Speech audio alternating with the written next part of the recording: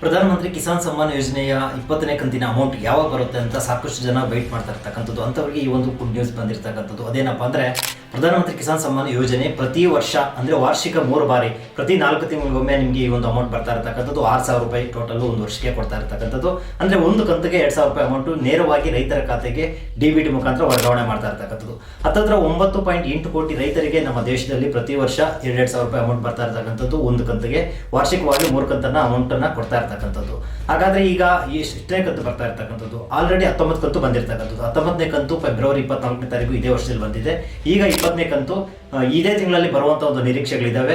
May be ಈ ಒಂದು ತಿಂಗಳ ಕೊನೆಯ ವಾರದಲ್ಲಿ ಬರುವಂಥ ಒಂದು ಚಾನ್ಸಸ್ ಇರ್ತಕ್ಕಂಥದ್ದು 20ನೇ ಕಂತಿನ ಅಮೌಂಟು. ಅದಕ್ಕೂ ಮುಂಚೆ ಒಂದು ಅಪ್ಡೇಟ್ ಇರ್ತಕ್ಕಂಥದ್ದು. ಅದೇನಪ್ಪ ಅಂದರೆ ನೀವೇನಾದರೂ KYC ಮಾಡಿಸಿಲ್ಲ ಅಂದರೆ ಕಂಪಲ್ಸರಿ KYC ಮಾಡಿಸಬೇಕಾಗುತ್ತೆ. KYC ಮಾಡಿಸಿಲ್ಲ ಅಂದರೆ ನಿಮಗೆ 19 ಕಂತು ಬಂದಿರುತ್ತೆ, ಬಟ್ 20ನೇ ಕಂತಿನ ಅಮೌಂಟು ಬರೋದಿಲ್ಲ. ಬಹಳಷ್ಟು ವಿಡಿಯೋಗಳಲ್ಲಿ ನಾನು ಹೇಳ್ತಾ ಬಂದಿದ್ದೆ 19ನೇ ಕಂತಿನ ಅಮೌಂಟ್ ಬರುತ್ತೆ, 20ನೇ ಕಂತಿನ ಅಮೌಂಟ್ ಬರಬೇಕಾದ್ರೆ KYC ಮಾಡಿಸಬೇಕು ಅಂತ. KYC ಯಾರು ಮಾಡಿಸಿರೋಲ್ಲ ಅಂತ ಅವ್ರಿಗೆ ಬರೋದಿಲ್ಲ.